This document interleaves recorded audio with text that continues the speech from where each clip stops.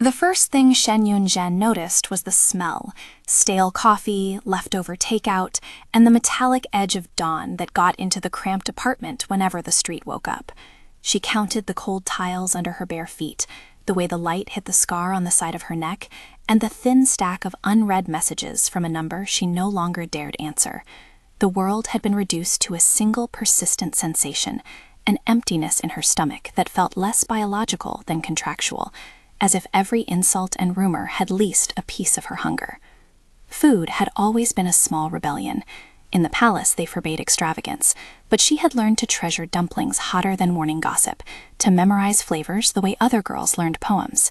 Here, reborn into a life that smelled of dust and secondhand clothes, she kept that habit like contraband.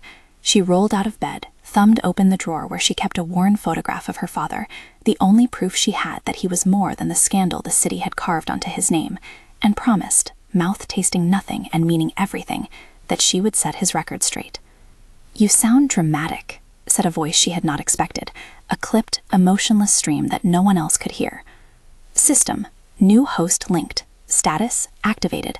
Primary directive: clear the dishonor affixed to Shen household. Secondary: survive. She had been told impossible things in the hours and days after the fall that ruined the Shen family. Rumors about bribes, fabricated legal papers, a professor's reputation torn apart in a single night of viral headlines. She had been dragged through the media as the daughter of a disgrace, watched neighbors who once borrowed sugar now cross the street to avoid her gaze. She had seen men whose tongues were coated in promises do nothing when a family needed a defense. The system's voice, however, did not sympathize. It judged, it measured, it offered tools like a merchant offering knives, useful, sharp, and always with a price tag. System: empathy intake calibrated. Trigger: tactile contact with intense emotion or authorized auditory feed. Effect: reflective rebound. Redirects malicious intent back upon its source. Cost: host experiences amplified counterpart of reflected emotion. Notes: start small, avoid prolonged exposure. She laughed once, low and sharp, to puncture the solemnity. "Great," she told no one. "An empathy app that breaks my back and makes me blush in public. Exactly what I asked for." The first time it showed, she was going to be late for an interview. Not that anyone was hiring the daughter of a disgraced academic, but there were places where hands move faster than gossip. A boutique PR firm promised favors in exchange for cheap labor. She had no illusions, only the determination to hustle for evidence, small and steady, that her father had been framed. At a municipal cultural center, a ribbon-cutting event that doubled as a display for a patron of the arts, a minor official, the kind of man who polished his name with other people's distress, took pleasure in pulling her into the light. "You should not be here," he said loudly, the kind of statement meant to be a public erasure. Cameras turned, flashbulbs blinking like hungry moths. He leaned close and said things designed to make blood rush from her ears, innuendo about forged papers, hints that her family still held dangerous loyalties. She felt the energy circle him like an animal. It smelled like sour grapes, cheap whiskey, and a touch of triumphant perfume. Her fingers curled on the strap of her bag, and, because the system's rules were stubbornly literal, the slightest brush of skin against his arm became a conduit. System: emotional feedback detected, malice level high. Option: reflect. Warning: counter emotion transmitted will manifest in host immediately. Consent: implicit due to survival directive. The reflection hit like a slap and a laugh at the same time. It was as if his arrogance, concentrated into a dense, bitter taste, reversed and poured into her chest. But the system did not simply dump his smugness into her lap, it amplified it. Heat flared across her face, an instant, impractical flush of indignation so sharp she wanted to pick him up by the collar and spit truth into his tea. Her cheeks burned, tears pricking unreasonably. The crowd murmured. A camera caught the expression and ran with the photograph later, a snapshot of a young woman looking outrageously, ludicrously indignant at a man half her age. He doubled over with laughter, but the laughter quickly turned. He clutched his chest, a hand flying to his face as if sudden shame had lanced him. His smile faltered, the careful pride draining out. The man's voice, once a weapon, became a quake. He stammered apologies that sounded like confessions. The microphone roared, and someone handed it to him. I don't know why I said that," he babbled. "Forgive me, I'm embarrassed. It's as if a sudden shame washed over me." System: reflection successful. Rebound complete. Cost logged. Host experienced intense mirrored indignation, transient physical symptoms, flushing, tear production, dizziness. Reward, reputation disruption of target. Additional note, unexpected side effect, public sympathy surge detected toward host. It was messy. It was humiliating. Camera scanned her face as if she were a specimen, but in the smear's shadow something shift. A woman with an expensive coat, someone from the city's higher circles, approached with a hand extended. Her expression was unreadable. "You handled that deftly," she said. "You have spirit. Come with me." That woman was a connector. Thin lines joined her to people with names that opened doors. And with her trailing came someone who would change the geometry of Shen Yunzhe's life. Ji Jinglan watched from a distance at first, as cold and unmovable as the steel frame of his company's headquarters. He had been on the cover of magazines for a decade, the stoic CEO whose boardroom eyes could freeze markets and whose rare smiles were exact measurements of favor. No one expected him to notice small theater at a cultural ribbon cutting. No one expected him to decide, in a city that traded favors like currency, to stretch a hand across a rumor and anchor it. He did not approach with fanfare. He waited until the crowd thinned, until the cameras focused on the frustrated official, now publicly composed but visibly rattled. His steps were deliberate. He watched Shen Yunzhe with an expression she could not read, because it was made of glass and steel and something else, the guarded curiosity of a man who had seen enough to mistrust a lot, yet could not help cataloging anomalies. "She's not a public spectacle," Ji Jinglan said, quietly, as if to a subordinate. "Find out who arranged that, and give her a number." What he gave her was not simply protection. He offered something more useful in a world that hoarded access, proximity. He placed her under an informal protective umbrella, stringing her into the orbit of his company under the label of an honorary consultant, a charitable partnership that would let her move in spaces that had hidden the people who had smeared her father.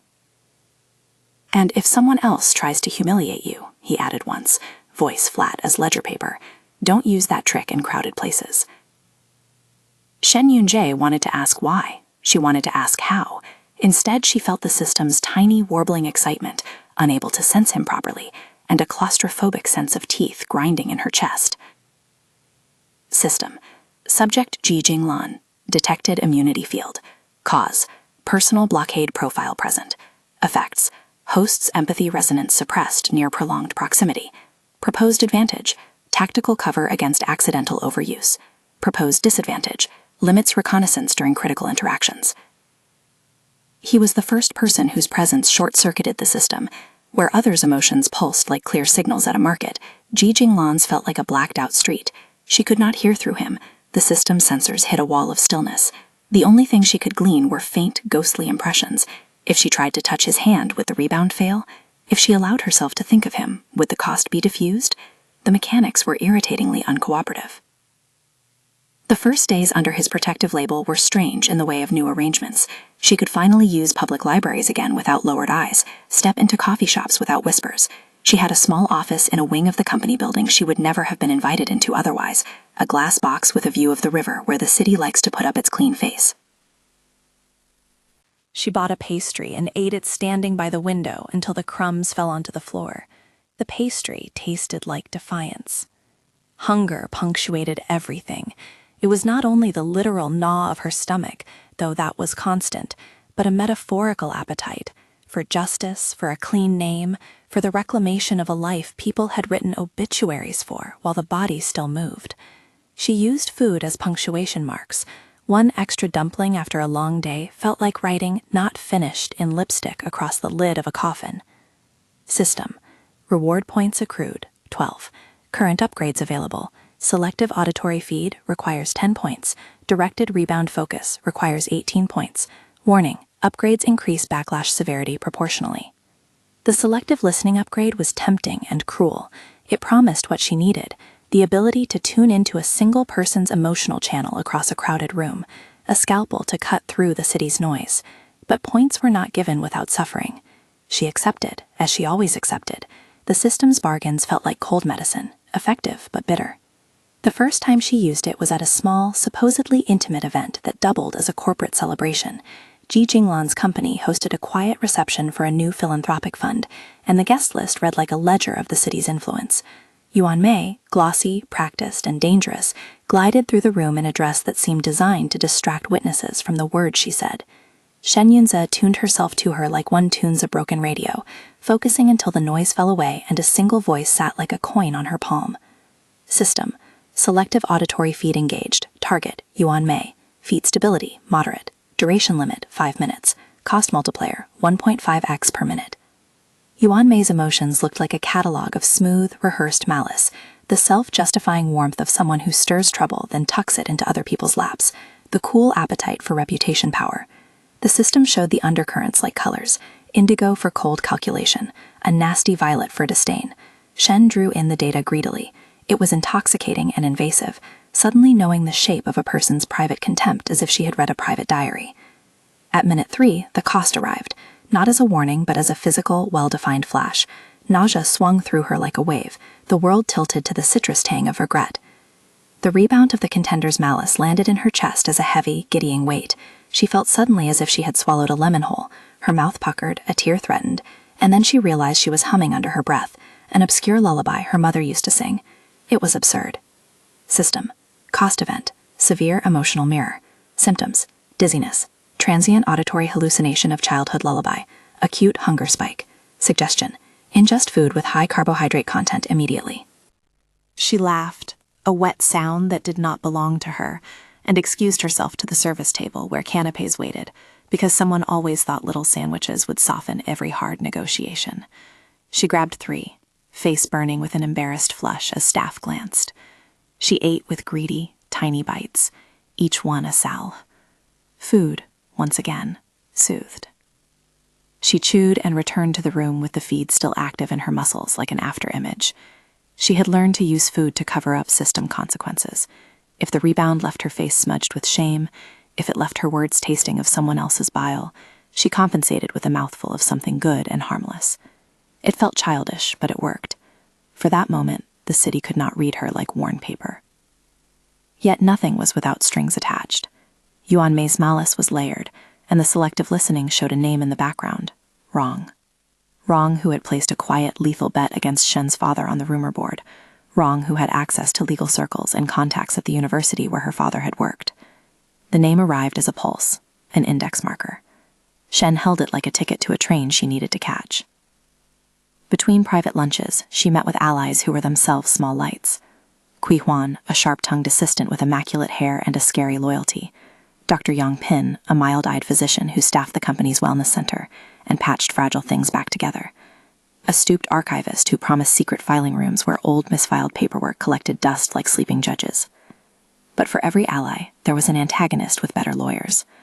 Public opinion, once turned, was a machine fed by content makers who could make or break a life with one triumphant headline.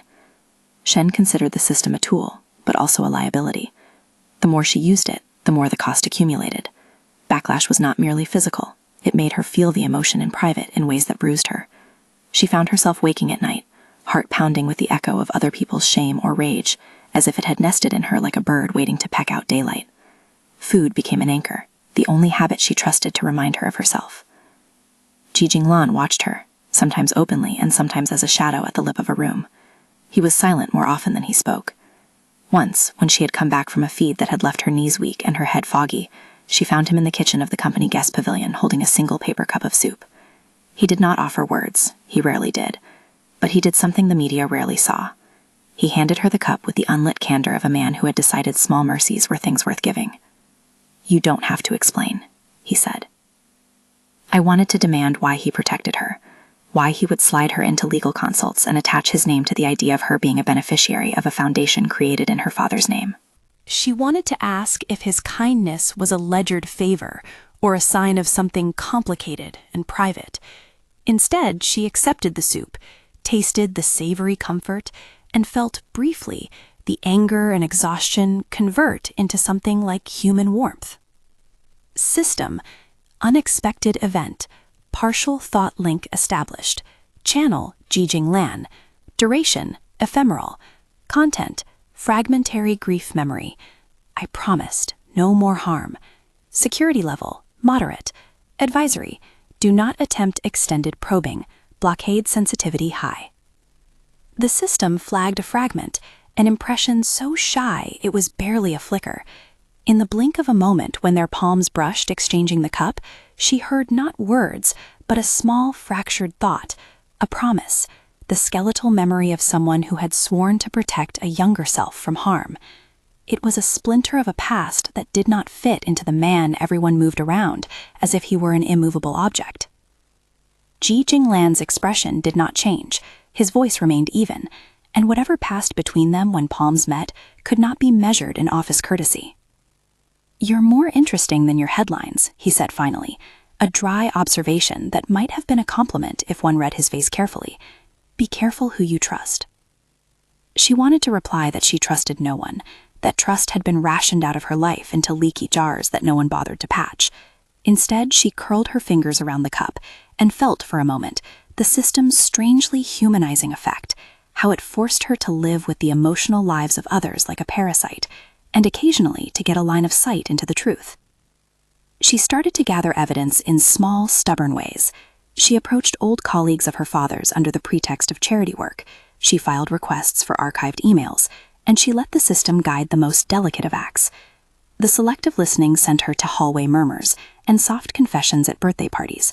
It revealed patterns, payments laundered through shadow companies, an odd cluster of donations to a research fund that lined pockets instead of supporting scholarship, a bill with missing signatures that matched a forged approval letter. Each discovery felt like a small triumph, a tooth pulled from the mouth of a lie. But the costs were accruing. Sometimes, after 3 consecutive uses, she could not stop feeling the emotions she had borrowed. She woke with someone else's guilt in her bones, a third-party shame that made her reach for something crunchy to clack against the echo like a metronome. System. Reward tally, 22 points. Directed rebound feature unlock at 18. Advisory. Directed rebound allows targeted redirection to one individual. Risk. Host bears 200% of victim emotion if fewer than 30 reward points used. Recommendation. Accrue additional points for optimal safety. Around the company's philanthropic gala, the city's attention pivoted like a weather vane. Money and names mingled under crystal chandeliers.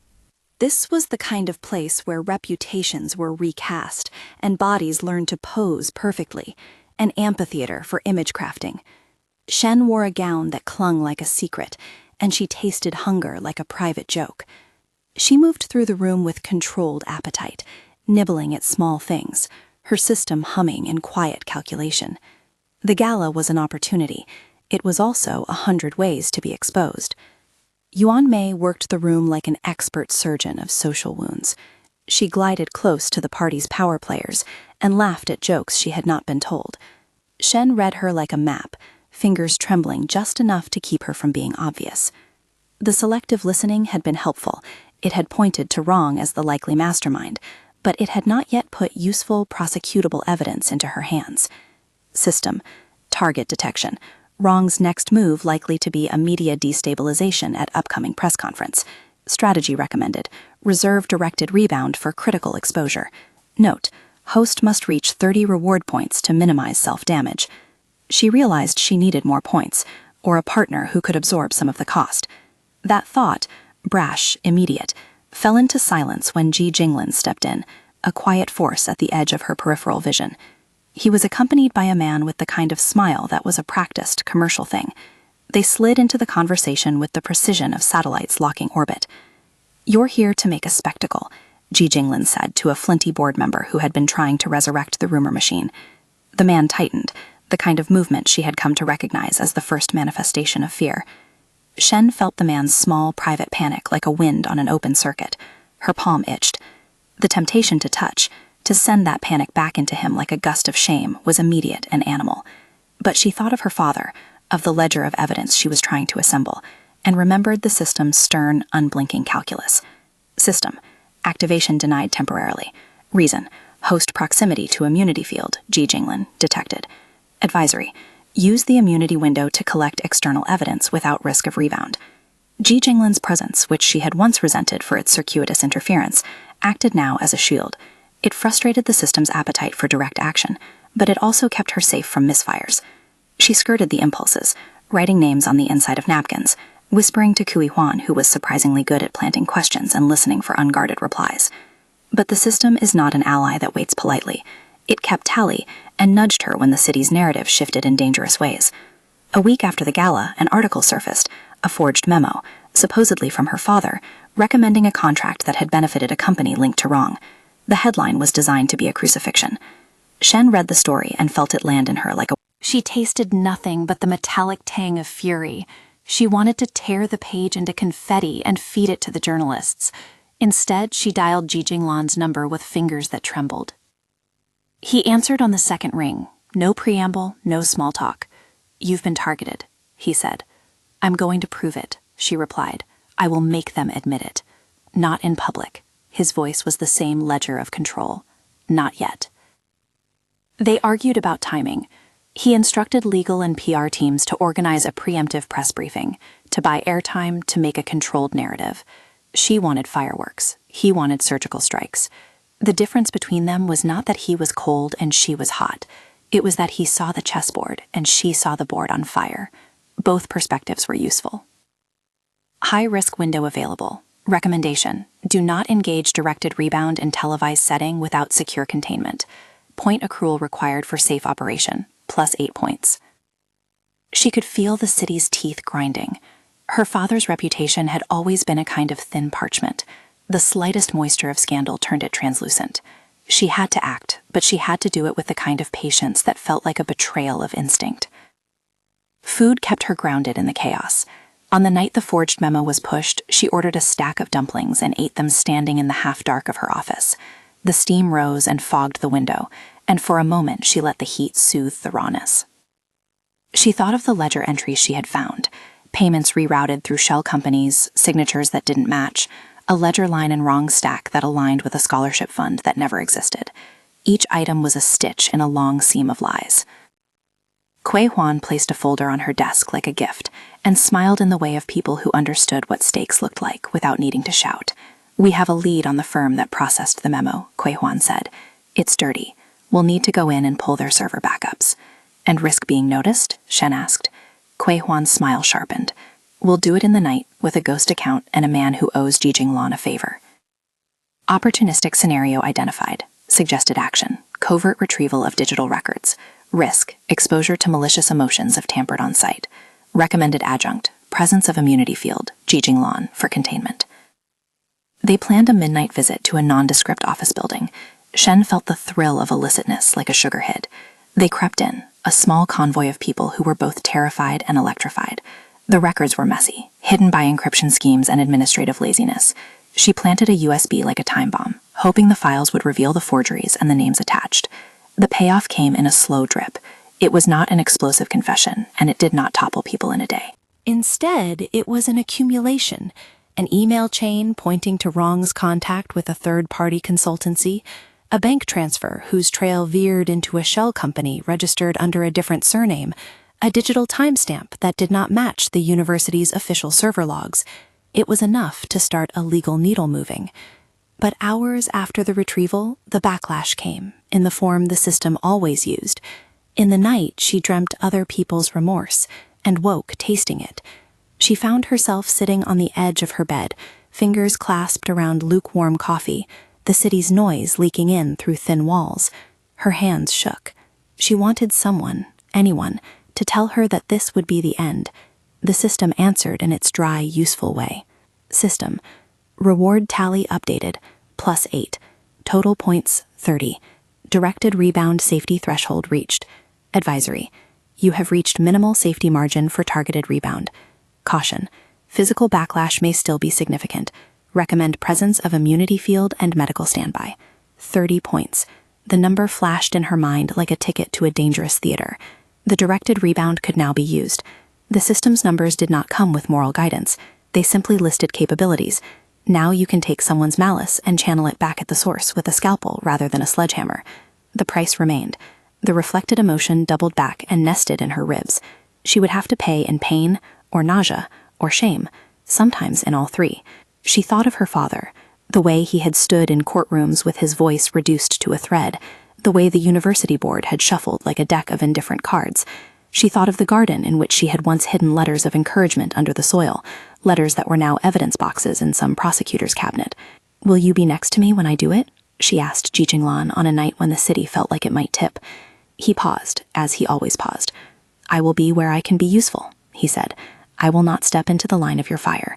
It was not a promise of affection. It was a promise of logistics. She accepted it because that was what she needed. Not a dramatic vow, but a map of who would stand where when the world tilted. In the weeks that followed, the city's gossip churned, pushing new lies like tide marks. The system pulsed with a new intensity, an impatient, hungry thing. She could feel opportunity netted like fish. Wrong had grown careful. The smears were more surgical. But now Shen had something else. An access point into the company's legal wing and a set of documents that tied Wrong to forged correspondences. Her first planned use of the directed rebound would not be public. It had to be surgical enough to expose a lawyer who had perjured himself into a veneer of legality. If she used the rebound on the right person at the right moment, she could create a cascade. Confession, recorded emotion, legal recantation. If she failed, the city would laugh and her father would be buried deeper. System: directed rebound on target Counsel Liang. Expected effect: involuntary confession under emotional overload. Recommended support: Ji Jinglan's immunity in proximity. Legal team ready to record recantation. Medical standby for host. She arranged everything with the cold, peculiar pleasure of someone plotting a meticulous revenge. The meeting would be a private consultation, ostensibly to discuss a minor amendment to a donation contract. She would sit across from Counsel Liang, place her hand lightly on the table rim, and let the system do the work. Ji Jinglan would be adjacent, a human circuit breaker if something went wrong. Dr. Yang Pin would be on call. Kui Huan would have eyes hidden in the hall. The plan felt like a tight braid. On the morning of the meeting, she woke ravenous. Hunger had sharpened into a needle. She ate 3 steamed buns before leaving the house, each bite a ritual to steady herself. Her stomach settled into a slow, purposeful hum. Food, she had decided, was always the most honest companion.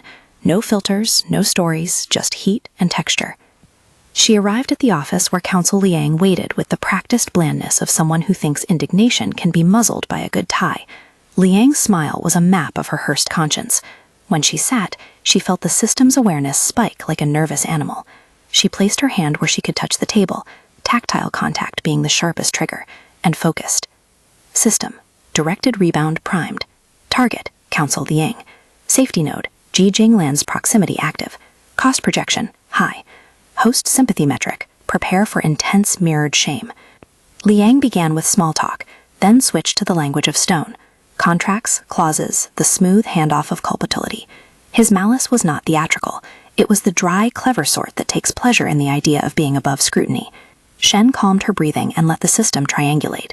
She could feel his emotions like an inside a jar, the warmth of entitlement, the faint, odious note of greed, and a quiet, clinical satisfaction. She triggered the rebound with a subtle motion. One finger brushed the table at a point that set the current. The sensation was immediate and tidal. Liang's face drained as if a brightness had been turned off inside him. He began to stammer, then to speak things he would later regret. Words tumbled out like teeth loose from a jaw, admissions of irregular payments, names of shell accounts, and a side about a fabricated memo that had been cheaper to create than the cost of a lunch. System: rebound success. Target confession initiated. Host cost applied. Severe nausea, intense empathy overload. Auditory echoes of Counsel Liang's shame amplified in host. Current reward points, -18, spent. The victory was as sweet as a dumpling eaten too fast. It tasted like hot loyalty and vindication.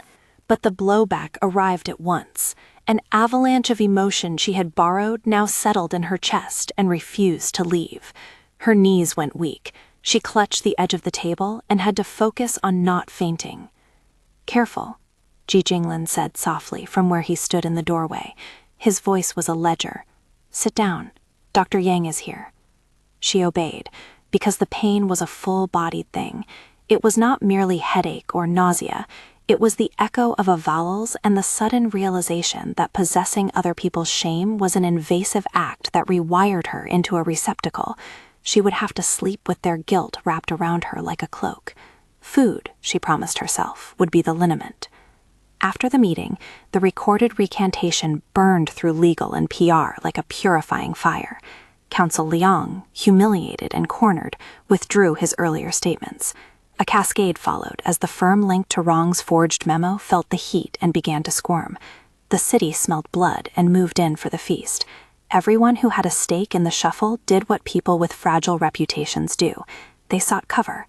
Shen's father was not safe yet. The legal record was a dent in a massive machine, not a knockout blow. But the momentum was real. It had weight. People wanted to know who had made Council Leon confess. Rumors began, as they always did, to attribute the miracle to improbable sources. A cousin's bribe, a rival smear campaign reversed. If the city was a river, the current had shifted a touch and was testing new banks. She had bought herself a day of clarity. That night, when the office lights dimmed and she walked with Ji Jinglin in a corridor that smelled of cold metal and stationery, she could feel the system settling, exhausted and happy in its own odd way. "You used it carefully," he said. "You taught me how to make the strike," she answered. "You taught me not to make it on television." He stopped and looked at her, not with pity, but with something like calculation softened by a sliver of private concern. "There will be more attempts," he said. "Rong does not give up easily." She nodded. The hunger returned, stiffer now and less innocent. She reached into her bag and, old habit, old comfort, pulled out a pastry she had stolen from the catering in the earlier meeting, wrapped in a napkin.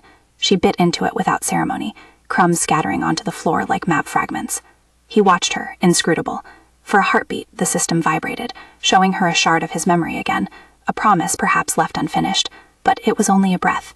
System, heartlink event, brief, unconsummated. Content, no more harm. Tone, protective. Stability, low. Advisory, keep distance. Emotional leak risk high if probed. She wanted to ask if he could be trusted with her heart, which had been wrapped in the same battered paper as the photograph of her father. She wanted to ask if his block against her empathy was a kindness or a manipulation. Instead, she munched loudly on the pastry, silent judgment and hunger braided into a shared joke.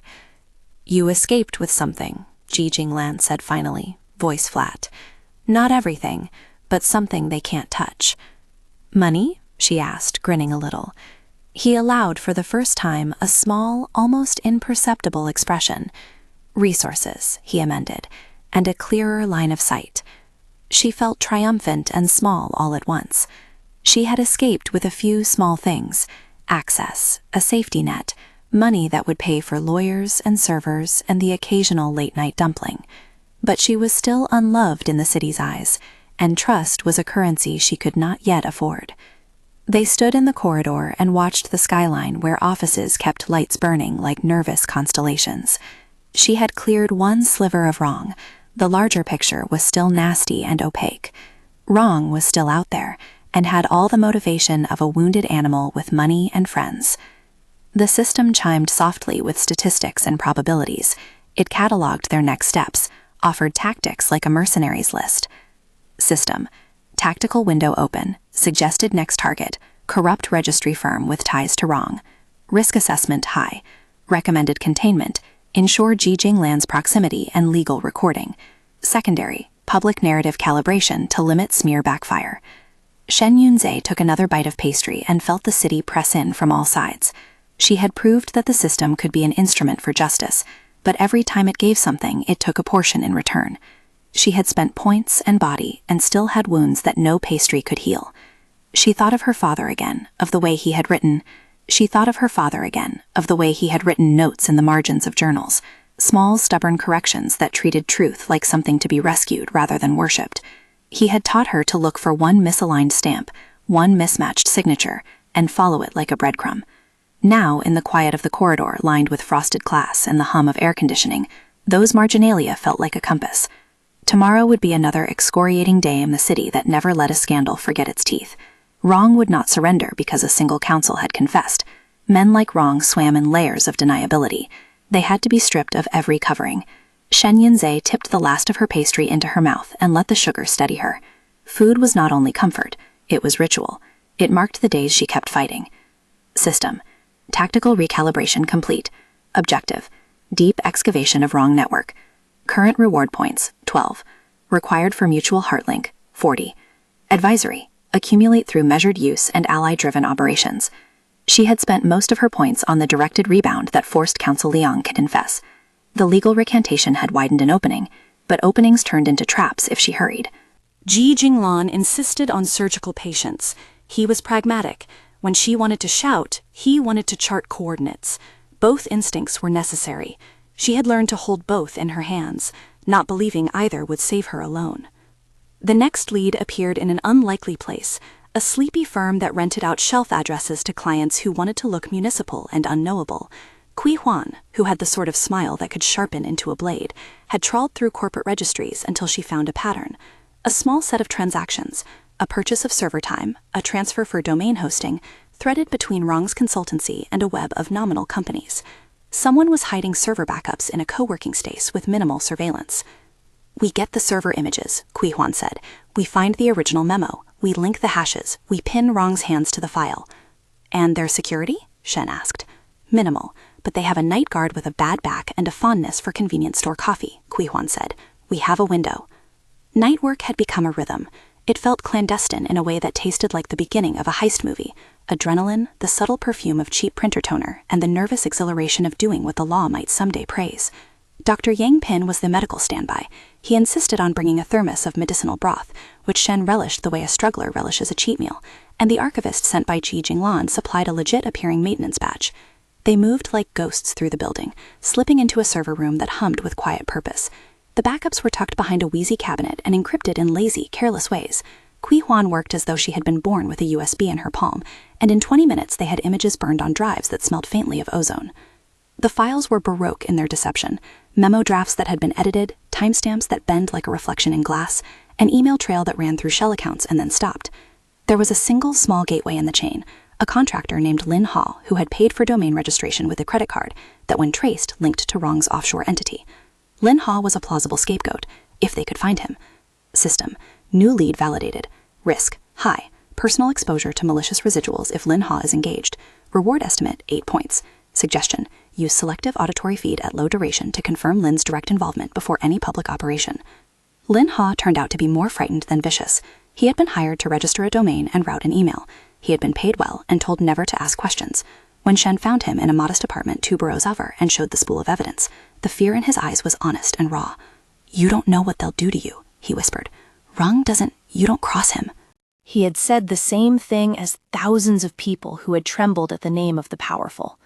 Shen reached out and touched his shoulder, not to rebound but to steady herself. The system took the contact and offered a sterile assessment. System: Lin Hao emotional profile, high fear, moderate guilt. Recommendation: selective feed, duration 0.5 minute, to retrieve sequence of payment and contract identity. Containment: Dr. Yang on standby, Ji Jinglan proximity advised for physical security. Lin admitted to copying a draft memo from a folder sent by a brokerage. He had not read the contents, only the metadata. He had forwarded the file to an account with Rong's signature line. His hands shook as he typed the sequence of emails. Shen promised him a safe route out, and for a moment watched him shrink into the relief that a confession offers. Small but steady. The system rewarded them with a few points. On the way out, a shadow detached from a stairwell, a figure with a headlamp and the worrisome posture of someone who had noticed them. A pair of security guards, more curious than brave, squinted at the badge that Kui Huan held like a conjured legal instrument. For a beat, Shen felt the familiar flash. Adrenaline, the city's interest in punishment like a maw, and then Ji Jinglan's hand on her arm. He had been nearby, as promised, where he could be useful. He stepped in between the guards and Shen. The movement was unremarkable for someone of his bearing, practical, precise. One of the guards took a breath, found an excuse about a miscommunication, and retreated. Later, when she tried to analyze why the encounter had not turned ugly, the system offered a blunt explanation. System: Ji Jinglan proximity effect, localized immunity field engaged. Function: suppression of host's empathy resonance within 2-meter radius. Outcome: prevention of accidental rebound and reduction of target hostility by 33% due to perceived authority. Advisory: do not rely on field as permanent shield. The immunity field was not a cloak of charm. It was a suppression of her own mechanics. She could not listen through him, she could not reflect. At that moment she felt both grateful and helpless. She wanted the power's comfort like a second skin, and here it was, temporarily smoothed away because the one person who kept her safe also erased her ability to act impulsively. That week the city turned savage with rumors. Rong pushed back by leveraging lesser-known media outlets with broad reach. Someone leaked an email that suggested Shen had profited from insider knowledge. A tabloid ran a photo of her leaving a meeting with Ji Jinglan and spun it into a narrative about opportunism and social climbing. Social feeds erupted with crude jokes. Protectors and predators alike weighed in. You're being made into a symbol, Ji Jinglan said, voice dry. Symbols are useful for them. We need your truth to outshine their stories. She wanted to argue that truth had been robbed long ago and that stories moved faster than proof. Instead, she convened a strategy meeting in a conference room with legal, PR, and the few allies who still moved without masks. Dr. Yang pinched her temple and offered tea. Kui Huan unfurled a printed map of media angles like a general revealing the enemy's positions. System: public trust metric depressed by 12%. Suggested action: orchestrate controlled release of forensic data combined with human testimony to reduce smear potency.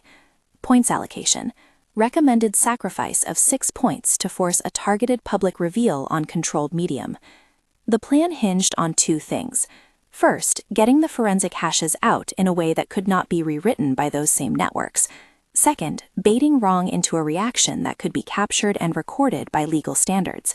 It was, Ji said, dangerous. It was also the only way through the mire.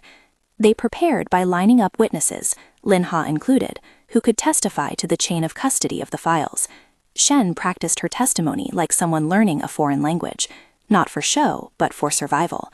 She reheated dumplings in the office kitchenette and chewed them with an intensity that was equal parts ritual and desperation. Food steadied her voice. System: point offering available for public rebound if required. Advisory: high collateral cost. Recommendation: use only in closed legal scenarios. On the morning of the controlled press release, the company's media rooms were full. Cameras, legal pads, eyes hungry for spectacle. Ji Jinglan had insisted on privacy in the form of a transparently formal forum, a recorded statement, a forensic report presented by an independent third party, and then a witness deposition that would be streamed to press with legal oversight. The setup was designed to be above reproach and below their reach for misdirection.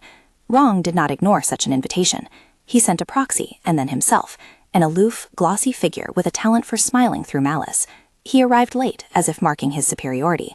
When the digital forensic expert played the hash comparison on screen, and the auditor outlined the timestamp inconsistencies in a calm, dispassionate voice, Rong's face flickered the way a mask does when the wind catches it.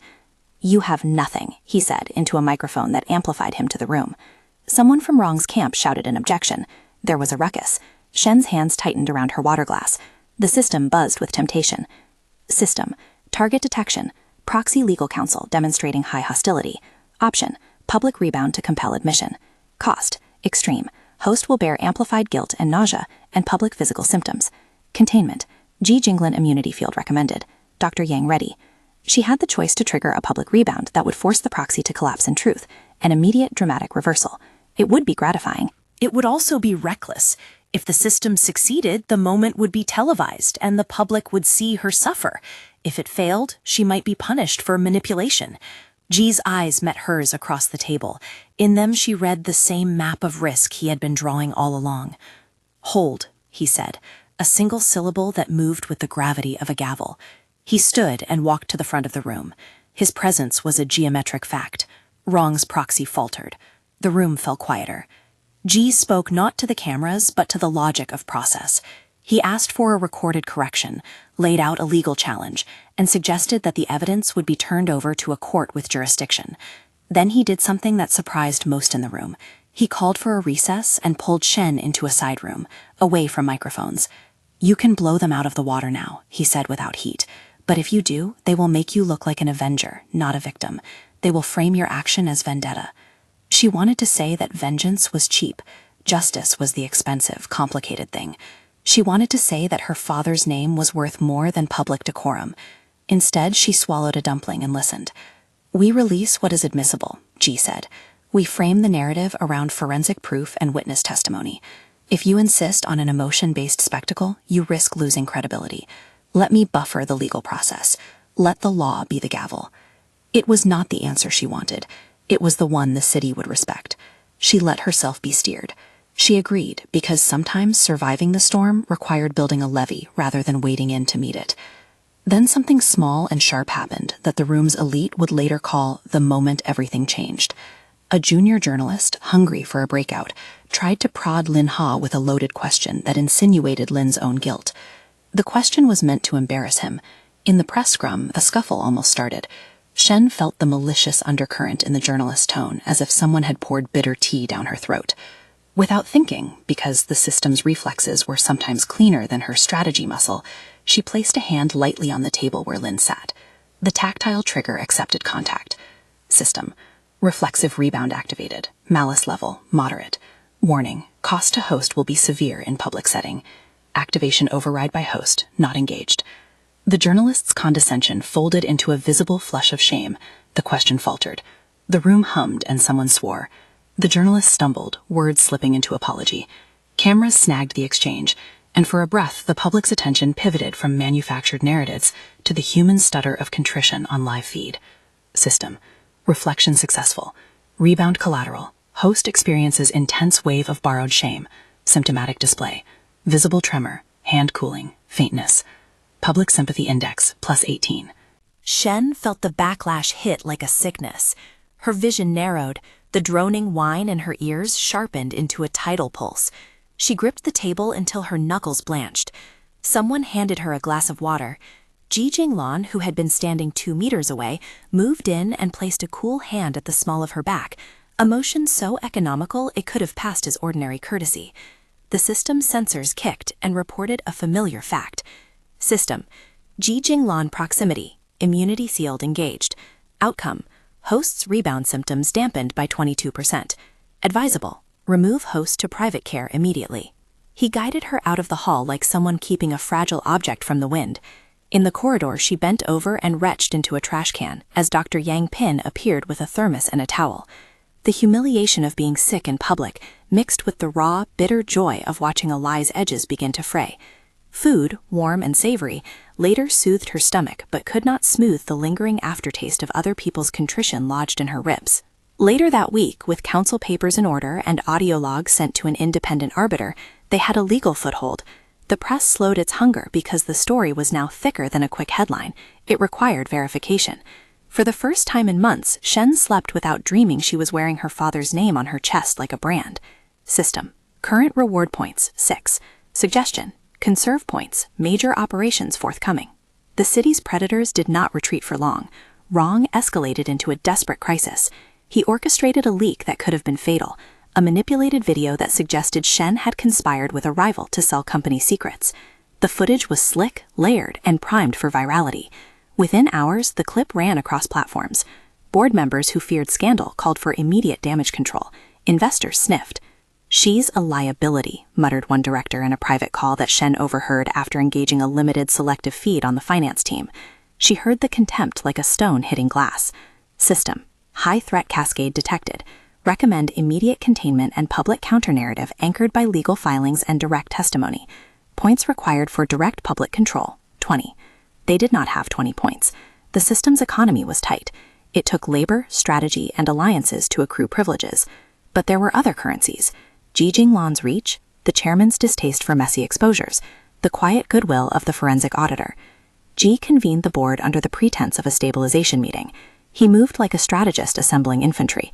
His plan: call a shareholder forum where the forensic team and witness depositions would be presented publicly under secure legal oversight. If executed cleanly, the live forum would recontextualize the fake footage as what it was, a shallow forgery. Wrong panicked at the suggestion of such public scrutiny. He had counted on shadow channels, not the brutal clarity of full transparency. In private, he phoned allies and cried about being bullied by a corporate titan. The city watched, enthralled. System. Opportunity detected. Proposed action. Execute mutual heart link with designated ally for controlled interaction with wrong during public forum. Cost. Exorbitant. Required points, 40. Advisory. Alternative is to use directed rebound on proxy during forum with Ji Jinglan immunity. Cost high, but feasible. She had not saved enough points for a heart link, and the system's prices had always been severe. The mutual link remained a dream for a later stage, an intimacy that would cost both trust and currency. Then we do the directed rebound, she decided aloud, the steel in her voice replacing fatigue. One target, the fixer. In the forum, when the cameras are rolling, we record it clean. The plan hinged on one difficult factor: timing. The fixer must be close enough to the public stream that a breakdown would be visible to courts, yet confined enough that the fallout would not be deemed a manipulative stunt. Ji agreed to be at her side in the forum, both as a human barrier and as a legal buffer. Dr. Yang and Kui Huan would be in the wing, ready. They rehearsed the scene like actors learning a tragic play. Shen ate dumplings for luck before the forum, chewing them slowly until the sugar settled her pulse. Food was ritual, not superstition. On the morning of the forum, the room buzzed with the electric anxiety of risk. Cameras were set at multiple angles. Rong sat with iron composure. His fixer, an oily man who had been the quiet operator in the background, was third row, a plausible target. Shen sat with Ji to her left. Her palm felt the cold of the wooden table. The system warned. System.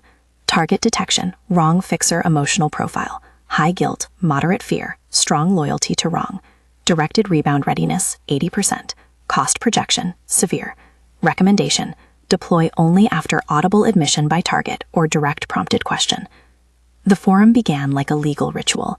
Opening statements, the forensic auditor explaining methodologies, the lawyers setting lines for admissibility. As the auditor walked through the concrete proof of metadata and hash mismatches, someone in the audience, an investigative reporter whom Shen had cultivated, stood and asked a precise, tight question intended for the fixer. She could see the fixer's hands clench. It was the moment. Shen glanced at Ji. He gave a subtle nod, not of emotion, but of logistics. She set her hand on the table rim, the tactile contact ready. System. Directed rebound primed. Safety node, Ji Jinglan proximity engaged. Execution consent, implicit under survival directive. When the question landed, the fixer's face was an open wound. He reacted like someone catapulted by the weight of truth into speech. His mouth moved, and Shen triggered the rebound. What happened was raw and immediate. The fixer's composure collapsed into an involuntary avalanche of confession.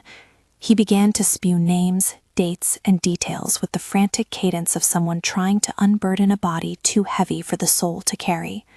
The cameras captured every stammer. Live feeds reflected lines of transcript and time-stamped claims. System. Rebound success.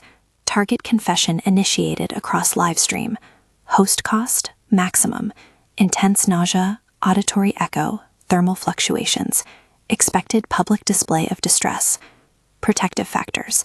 Ji Qinglin immunity cut rebound symptoms by 25%. He still had money, relationships, and a cruelty that could plan new modes of attack. She knew more rounds awaited. The private consequence of the forum, however, was a new intimacy between her and Ji Jinglan. He had seen her at a moment when she was both weapon and wound. He had steadied her without theatricality. Later, when the immediate legal whirlwind had settled into bureaucratic motion, he invited her to the small garden terrace atop his building. The terrace was modest, a strip of green convinced to exist between glass and sky, with a small table and a kettle. Ji rarely hosted smallness. The location felt personal by default. He poured tea with an economy of gesture. Shen accepted a cup and, as usual, ate a pastry.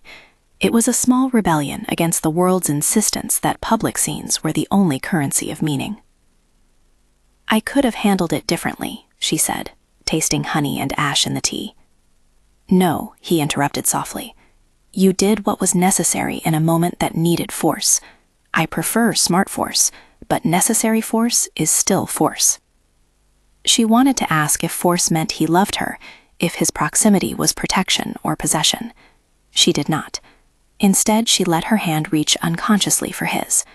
The contact lingered, tentative. System. Heart link possibility recalculated. Required points, 40. Current, -12. Suggestion. Short-term mutual echo possible via forced channeling through immunity field with temporary reciprocity. Cost distribution. Host heavy, ally minimal. Advisory. High ethical concern. Recommend consent from both parties. The system offered a solution that was at once generous and unethical, an ability to route a short mutual exchange through Ji's immunity field. It required consent, and its costs would fall primarily on her. The system presented it as a function of tactical clarity, not romance. "You don't have to be the only bearable person in my world," she said, trying for lightness. He looked at her, and for the first time since she had known him, his face unclenched in a way that was almost like apology. "I am not asking for your sole dependence," he said. but I will not abandon you to a battlefield you did not make." She nodded. The words were not love. They were not even comfort. They were a promise of presence. They agreed on the exchange with a tacity that was practical and private. Ji consented to the mutual short circuit for a single breath, an exchange of shards rather than whole histories. They would not hand over the keys to their hearts. They would show each other two small things, a childhood fragment, a memory of fear, enough to create trust, not enough to make either vulnerable beyond repair. Shen braced as the system initiated. System. Temporary mutual echo initiated via immunity field. Duration, 12 seconds. Data transfer, fragmentary. Cost to host, severe but temporally bound. Ally cost, minimal damping. Consent locked. It was not a telepathic embrace. It was less. In Ji's mind, she glimpsed a hallway that smelled of cold laundry and old paper. He was a child, moving swiftly through a house where a promise had been made to a younger sibling, and then bent like a twig. There was a sound she felt as a rust in the air, a vow to protect, angry, simple, and terrible in its earnestness. In her mind, he saw a scrap of paper her father had once tapped into her palm, a note that said, "Find truth in the small things." He felt as if by receiving it, the weight of her loyalty, and the way her hunger had been married to grit rather than greed. The exchange was over quickly. It left them both a little off balance, like people who have entered a room without turning on the light. It did not seal anything, but it built a scaffold of comprehension between them. In the days that followed, their interactions loosened. There were fewer formalities, and Ji's gestures, an extra file pushed her way, a quieter hand when he passed, felt like small admissions. And yet, trust remained. It had been purchased in small increments and built by demonstration. She had grown accustomed to living where everything could be manipulated by money and influence. Now she had a person who, for reasons he kept half hidden, chose to act in her defense. That choice mattered. The legal process wound forward. Evidence from the forum made its way into a public complaint, and the city's tide shifted further towards scrutiny of Rong's operations. Investors reacted. Rong's partners panicked. Board members who had ducked into the shadows began to step out and distance themselves. The man's influence bled away like ink in water. Rong did not go quietly. He retaliated with a smear engineered to strike at the heart of social instinct, a story alleging that the Shen family had accepted money to fabricate evidence. The allegation came with a purportedly leaked bank transfer and a leaked audio clip. It landed like a grenade in the middle of a precarious public perception. The clip was nonsense when compared to the file hashes from the server images. Still, the allegation was cheap and fast, and in the court of public appetite, noise often trumped nuance. Private messages and social feeds filled with hatred and mockery. Her father's supporters shrank. They prepared to fight another public battle, but Ji suggested a different approach, a shareholders' emergency meeting where the evidence chain would be scrutinized live under oath. He insisted the firm's board, the legal counsel, and an independent auditor all be present so there could be no question of manipulation. He made calls that pulled the chairman's attention and convinced the board that the stakes were the company's reputation, not a private vendetta. The emergency meeting was a kind of modern execution ground, long tables, cameras trained like vultures, and men in suits whose faces were catalogs of ambition. Rong arrived with legal representation and a cool smile. Shen sat near Ji, hands folded and calm, in a way that was not true beneath the skin. System. High-risk event readiness flagged. Recommend minimal active rebound. Prioritize forensic cross-examination and recorded admissions. Contingency. Targeted rebound on immediate liar if legal counsel recommends and immunity field active. The hearing began with calm legalism. Lawyers asked for clarification. The forensic expert played the server images, and an independent auditor explained the metadata. Rong's representatives tried to discredit the methods. When they prodded at the chain of custody, Lin Ha's recorded testimony and the server backups were played. The room listened like a river listening for rocks. Each confirmed data point tightened the net. Rong tried the old play, insult and blame. He mocked Shen's sympathetic public stunt. He suggested she had manipulated feelings to extract confessions. He smiled with the smirk of a man who expects charm to outmaneuver truth. It was the same arrogance Shen had first encountered at the ribbon cutting, replayed on a larger, deadlier stage. A lawyer for the board turned the microphone toward Rong in a measured, exact question designed to trap only the guilty. Why did your consultancy process an altered memo through offshore channels on the date the university rescinded Professor Shen's grant? The question landed like a bell. For a moment, Rong's face was the essence of practiced denial. Then, because truth is a stubborn thing, the man who had always been his fixer, exhausted and slick with fear, stood and spoke. "No," he said at first. "It wasn't supposed to go like that." His voice broke. He told of directives that had come down from Rong's inner circle, instructions to seed the memo. He named names. The room reacted with the rattle of a machine unmoored from its tracks. Cameras panned. The board recorder captured every syllable like a net caging a runaway. System. Unexpected sympathetic cascade detected. Target displays remorse and cooperation. Rebound opportunity. Available but unnecessary. Outcome. Legal confession gathered. Public record created. Rong's supporters shrank within their suits.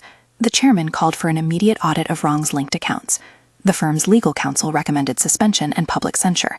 In a cascade of procedural motions born of the dizzying speed that often follows revealed duplicity, the board moved to distance itself formally. Within days, investigators served warrants tied to the server images. Rong's assets were flagged. The university reopened the ledgers and, under pressure from unbiased paperwork, retracted its hasty pronouncement. Shen's father's case was given new life. For the first time in months, Shen felt the public narrative swing like a pendulum toward vindication. The city's gossip feeder moved from accusations toward apologies. Her father received a formal letter from the university clearing his name of the specific charges. It was a small paper that for so long had felt barred from the world. When she read it, she folded the letter and pressed it to her chest, like an unspooling of a long knotted string. Objective update. Primary directive progressing. Reward points, +20, from corroborative witness statements and legal progress. Advisory. Allocate points for recovery or heartlink activation. She distributed the points across recovery and a modest upgrade, a short-term selective listening module with a longer duration, useful for picking up residual chatter among Rung's associates. They still needed to ensure that the purge was deep, that no legal dead ends would allow a later reframe. Rung, now exposed, lashed outward in two ways: legal maneuvers and the uglier, more personal gambits. He attempted to oust Ji Jinglan through an orchestrated shareholder motion that argued Ji had manipulated company resources to further a personal vendetta. The motion rallied a handful of his allies who remained fearful and opportunistic. The company's stock dipped on the rumor of internal chaos. For a dizzy few hours, it looked as if their victory might be overwritten by political maneuver. Ji refused to be steamrolled. He gathered the board in an emergency session and laid out the evidence, clear, meticulous, and terrifying in its dryness. He argued not for himself, but for the company's long-term reputation. His delivery was clinical, and even men who were tempted by short-term gain could not easily argue with the presentation of incontrovertible proof. At the meeting, when tensions rose, Rung's allies attempted to provoke Ji into a public confrontation. They brought up her name, slurring it for leverage. Ji remained ice. He would not be baited. But his resolute was not just corporate. It had edges that cut personal protection as well. When a director stepped too close and mouthed profanities about Shen's father, Ji moved like a line being drawn. "You cross me again about this family without evidence," he said quietly, and the man who had thought himself clever suddenly found his seat very uncomfortable. At the meeting's end, the motion failed. The board voted with a firmness that felt like justice meted out by the harnessed force of procedure rather than the revenge of individuals. Rung was formally isolated. Still, the assault had taken its toll. Shen's father, though cleared on the tactical charge, needed time for the social injury to heal. Careers damaged by rumor did not always resume. Reputations were raw and fragile. There would be lawsuits and hearings. But the axis had shifted. She could smell the relief like the aftertaste of good soup. Nuanced, slow to register, but undeniably present. When the initial storm had passed and recovery was underway, Ji invited her to a quiet dinner in a small restaurant tucked between low-rise buildings, a place that smelled of garlic and steamed greens. He did not bring cameras or staff. He came alone and wore no armor other than his habit of steady inspection. Their meal was not theatrical. They shared an order of dumplings and a bowl of soup that was too salty and too comforting at once. They ate with a naturalness that had been impossible during the months of public battle.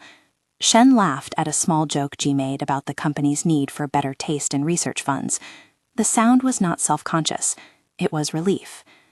"You did good," Ji said, halting in a way that felt like a compliment tucked into a ledger entry. "You used force. You used restraint. It was effective." She sipped her soup and felt the heat sear a little optimism into her chest.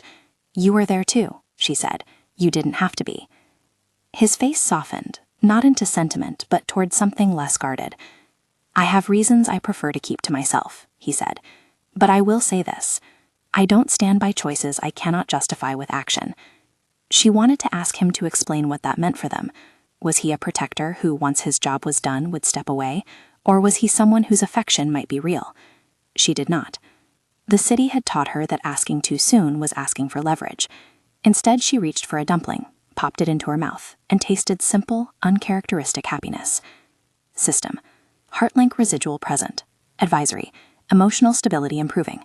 Suggestion. Allocate upcoming points for targeted legal attack to finalize wrongs dismantling. They did not close their story with a single kiss or definitive promise. Instead, there was a promise in smaller things: his steady presence at hearings, his rare and unasked-for emails that offered advice rather than orders, the way he occasionally took her hand in crowded rooms as if making a map of safety. Trust would not be a single decisive moment. It would be a sequence of choices. The ultimate public showdown came months later, in a staged hearing broadcast for investors and the public. Wrong, stripped of some of his network, still clung to denial. Lawyers argued and countersued. But by then, every claim he made could be matched against timestamps, server hashes, guilty testimonies, and shadowed payments. The narrative did not explode into melodrama. It unraveled by attrition, paperwork and procedure cutting the siren call of rumor like a surgeon's scalpel. At the hearing's close, the university publicly apologized and restored Shen's father's title and honors. The chairman of the university's board spoke with a kind of clarity that suggested he had been shamed into honesty and into doing the right thing. Shen's father received a letter of reinstatement, and there was a small official ceremony where his name was read aloud, and the city's press recorded the moment as if it were an afterthought finally receiving the center it deserved. She stood in the back of the room with Ji at her side, and when her father walked to the podium, the room gave him a kind of attentiveness that he had been denied the first time around. His voice did not tremble as it had when the scandal first hit. Its strength was the slow accumulation of a life that had been wronged and then righted. When it was over, the press swarmed politely. People came forward with condolences and apologies. The social ledger balanced, if only slightly. Her father embraced her in a way that did not need words. He smelled like paper and cologne and the faint dust of libraries. She let herself be small and held. Later, at Ji's office, they sat across from each other with takeout boxes and little forkless plastic forks. Food returned as a motif of survival and private ceremony. Ji's expression, often unreadable, broke into something like rueful relief. "You escaped with wealth," he said, half smiling, the phrase fitting with the city's narrative about wealth and rescue. "You have resources, safety, and a name that's being cleared. You are, by many accounts, better off than when this started." She blinked at him. The phrase hit a raw point. She had indeed escaped with things many people envied. But she was still unloved in the ways that mattered. The city's love was fickle and transactional. Ji's face was a ledger of ambiguous feeling. "Can I trust your feelings?" she asked, voice low and not entirely rhetorical. The question had been the center of a long, slow orbit. It demanded an answer that could not be a policy statement. Ji looked at her, and for once he did not speak in the flat currency of logistics. The man who measured outcomes chose words that were small and precise. "I will choose to act for you," he said. "Words are cheap. I have given you actions. If trust is a thing you do rather than a thing you say, then I hope my actions have been proof enough. I will not pretend my feelings are simple to quantify." She considered this. Trust, she had learned, was not a law but a currency measured in time and consistent choices. He had not promised love. He had promised not to abandon her to the machinery that had once chewed them both. That for now would have to be enough.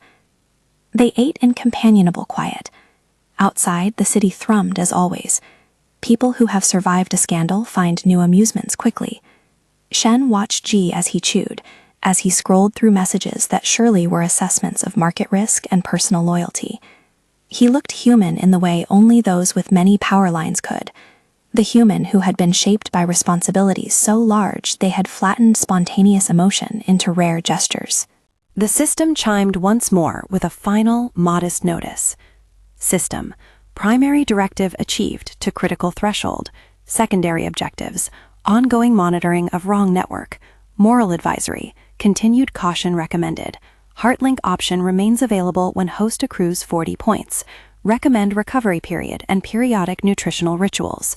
She laughed softly, a little sound that was equal parts defiance and tired glee. Maybe trust is something we work at, she said, like a recipe that takes time and careful fire.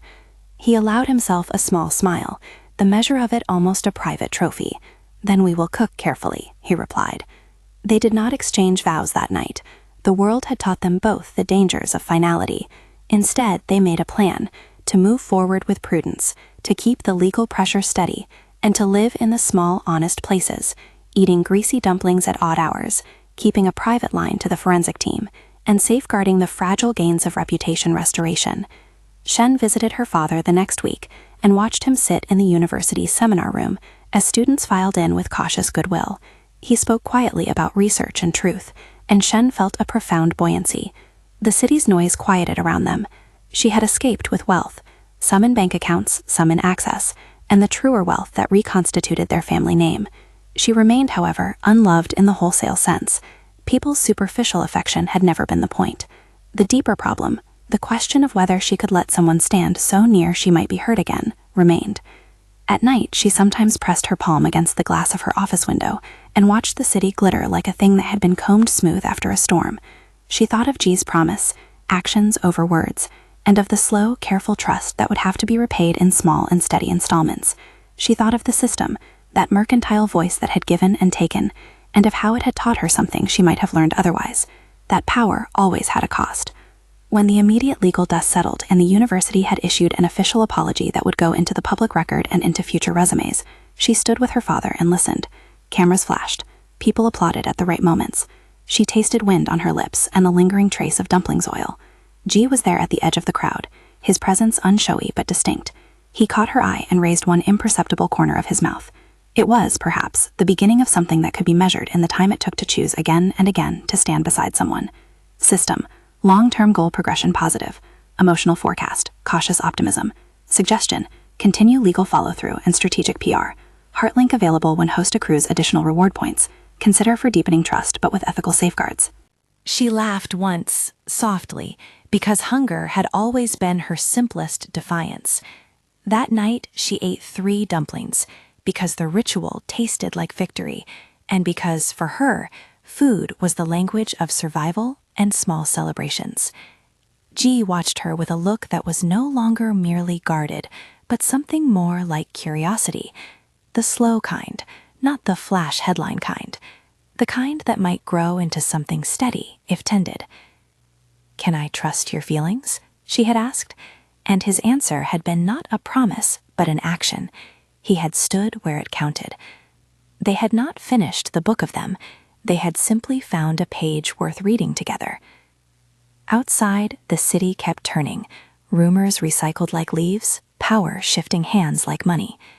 Inside, she had cleared a path for her father, reclaimed a name, and regained a life that had been nearly folded in on itself. She had escaped, with wealth, with wounds, and with the precarious kind of hope that only comes from surviving the worst. If you want to follow what happens next, if you want to see whether trust grows into something unassailable, or whether new storms arrive to test them, stay with her story. Subscribe to follow the next chapter of Shen Yunzhe's rise, and watch how truth and tenderness are forged in a city that still loves to whisper, but now must listen to proof.